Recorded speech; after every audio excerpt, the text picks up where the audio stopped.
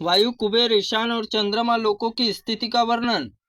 भगवान दोनों पार्षद कहते हैं, ब्राह्मण, वरुण और पुरी से उत्तर भाग में पुण्यमय पुरी को देखो। वायुदेव की गंधवती नाम वाली नगरी इस संपूर्ण प्राण स्वरूप प्रभजन वायु नामक दिक्पाल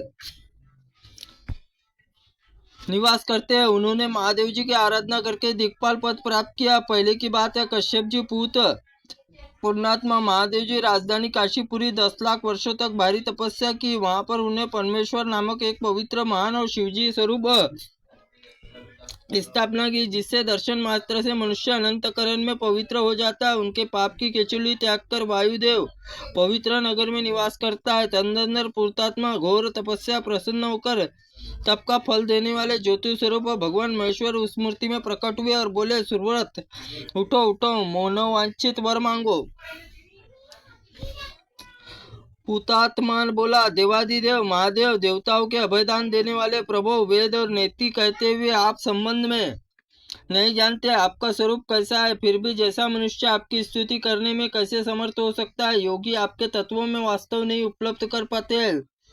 एक होकर भी शिव शक्ति और भेद रूप दो स्वरूप में अभिव्यक्त हुए हैं। आप ज्ञान स्वरूप भगवान है, आपकी इच्छा शक्ति स्वरूपा शिव और शक्ति रूप आप दोनों ही लीला पूर्वक क्रिया शक्ति उत्पन्न की गई है, जिसके द्वारा इस संपूर्ण जगत में सृष्टि की गई है। आप ज्ञान शक्ति महेश्वर उमा देवी इच्छा शक्ति मानी गई है। संपूर्ण जगत क्रिया शक्तिमय है और आप इसी के कारण है। नाथ आपको नमस्कार, नमस्कार, नमस्कार। महादेव आपको नमस्कार।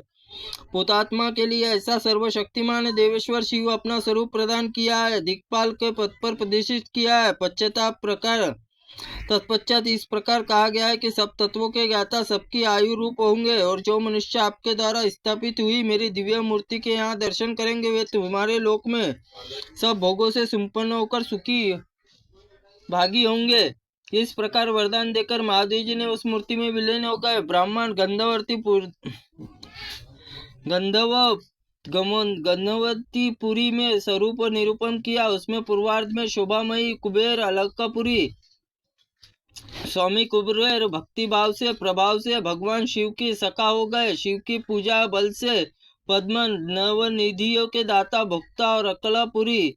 पूर्व भाग में भगवान शंकर ईशान्यपुरी जो महान अभियान सदा सुशोभित, उसके भीतर भगवान शंकर तपस्वी भक्त निवास करते हैं, जो भगवान शिव चिंतन में संलग्न रहते हैं, शिव संबंधी व्रतों का पालन करते हैं, समस्त कर्म भगवान शिव को अर्पित कर देते हैं, सदा शिव में पूजा में तत्पर रहते हैं। वे ही सर्वभोग अभिलाषा लेकर भगवान शिव की प्रसन्नता के लिए तप करते हैं। सब मानव रुद्र रूप धारण करके परम रमणीय रुद्रपुरी निवास करते हैं। पुरी में अजय पात में और अहिर्बिंदु नामक 11 रुद्र अधिपति हाथ से त्रिशूल विराजमान रहते हैं।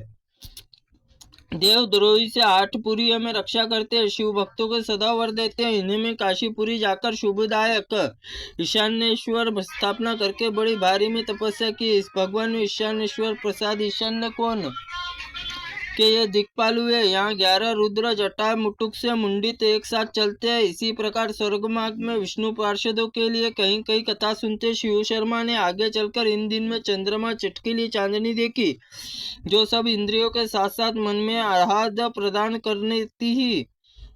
इसे देखकर शिव शर्मा ने पूछा, भगवत पार्षदों, यह कौन सा लोक है? दोनों पार्षदों ने, महाभाग यह चंद्रमा लोक है। इसमें अमृत वर्षा करने वाली किरणों से संपूर्ण जगत की परिपुष्ट होता है। चंद्रमा के पिता महर्षि अत्रि है, जो पूर्व काल में प्रजा सर्ग इच्छा रखने वाले ब्रह्मा जी के मन से प्रकट हुए थे।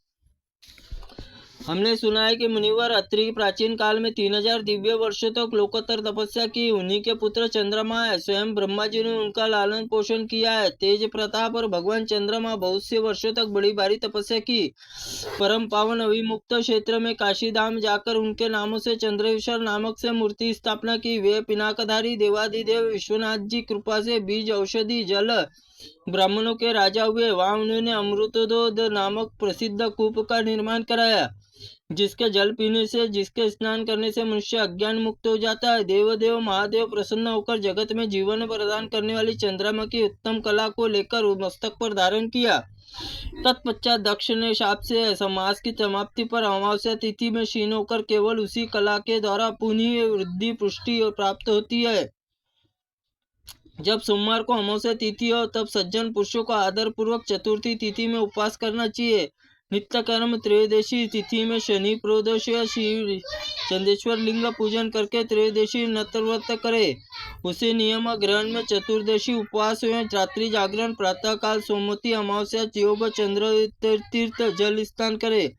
तत्पश्चात विधेय पूर्वक संध्योपासन करके तर्पण कर्म करे। फिर चंद्रवती तीर्थ में समीप शास्त्रोक्त विधि के अनुसार श्राद्ध करे, आह्वान और अर्धदान दे। कर्म बिना यत्न पूर्वक पिंडदान वसु रुद्र आदित्य स्वरूप पिता पितामह प्रति पितामह क्रमशः पिंड देकर मातामह प्रमातामह वृद्ध प्रमातामह उद्देश्य पिंड दे। तदनंतर गोत्र में उत्पन्न हुए अन्य लोगों को गुरु ससुर बंधु और अन्य उनके पिंड देवे। श्रद्धा पूर्वक चंद्र तीर्थ में पिंडदान करता हुआ अपने संपूर्ण पितरों का उद्धार कर देता है। जैसे गया में पिंड देने से पितृ तृप्त होता है, उसी प्रकार चंद्रयोग को कुंड के समीप श्रद्धा करने से उनकी तृप्ति होती है।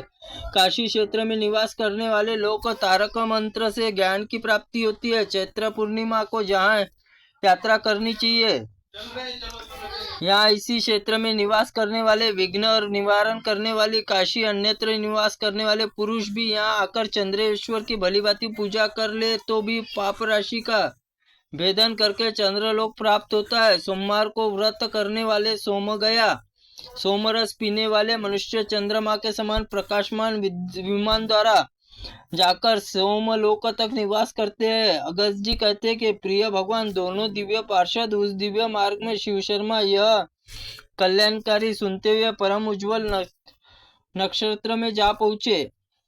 त्रुटिपूर्ण वाक्य के लिए भगवंत आप हमें क्षमा करें। ओम नमः शिवाय नमः। ओम स्कंद पुराणाय नमः।